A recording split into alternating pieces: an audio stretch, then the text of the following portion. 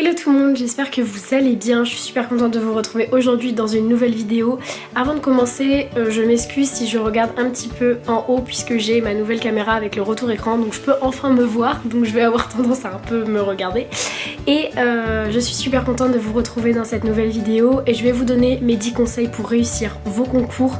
Voilà, donc si vous êtes en prépa, mais peu importe, si jamais vous avez des concours à passer en général, je pense que c'est des petits conseils qui peuvent être applicables pour tous, donc j'espère que ça va vous plaire et je vous laisse avec la suite.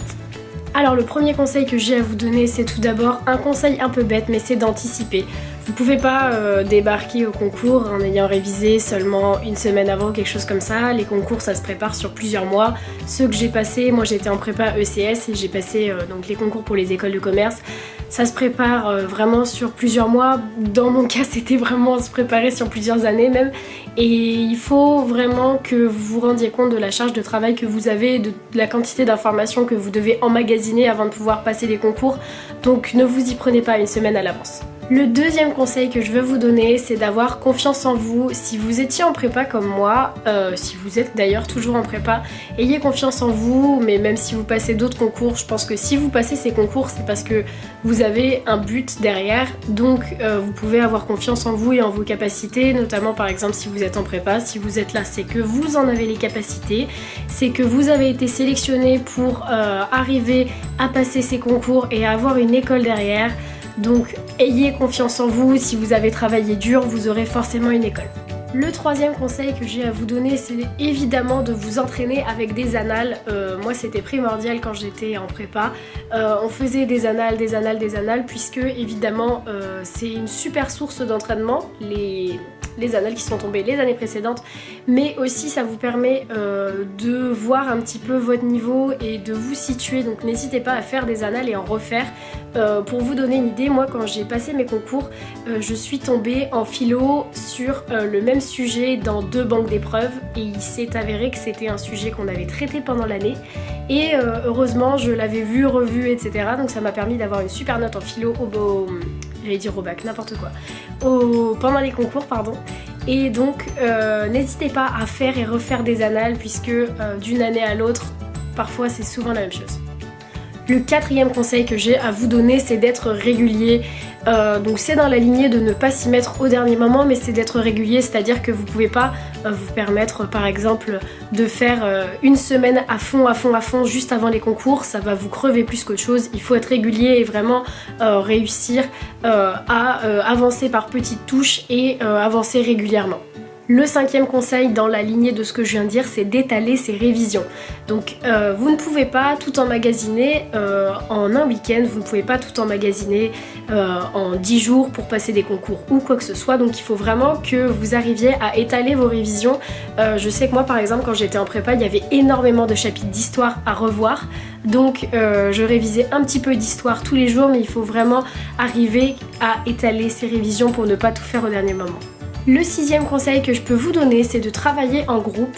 Si vous avez l'habitude par exemple d'être avec des gens de votre classe ou quoi, allez à la BU ensemble, faites des groupes de travail ensemble et bosser à plusieurs, ça peut aider à se motiver, à rester concentré. Si vous avez des questions, vous pouvez les poser aux autres et au moins ça motive plus que quand vous êtes chez vous tout seul à travailler.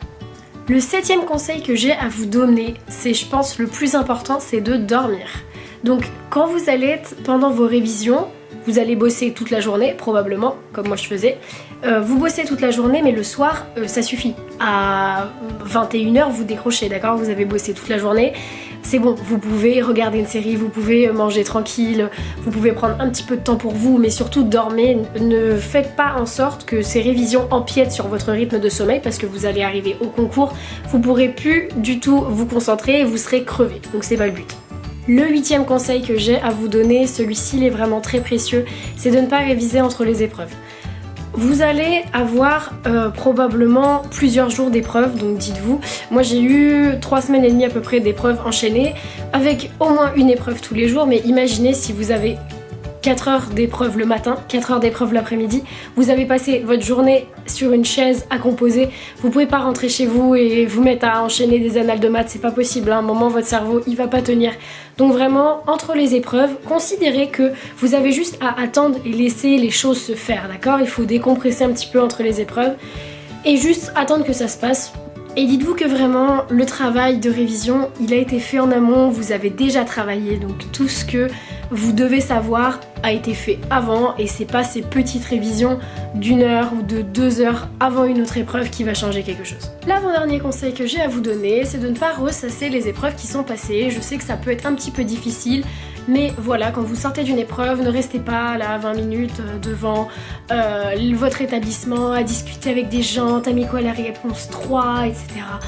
Ne faites pas ça, une épreuve est passée, de toute façon vous pourrez pas en changer l'issue, même si votre pote vous dit qu'il a mis la moitié des questions pas du tout comme vous pourrez pas changer les choses, donc juste voilà, c'est passé, décompressez, prenez du temps pour vous, allez boire un verre avec des potes, voilà, je vous dis pas de sortir jusqu'à 4h du matin, attention, mais au moins, voilà, genre pensez à autre chose, ça sert à rien de ressasser un truc qui est passé, puisque de toute façon, vous pourrez pas changer les choses. Et le dernier conseil que j'ai à vous donner, il concerne la veille du début des concours. La veille, ne travaillez pas.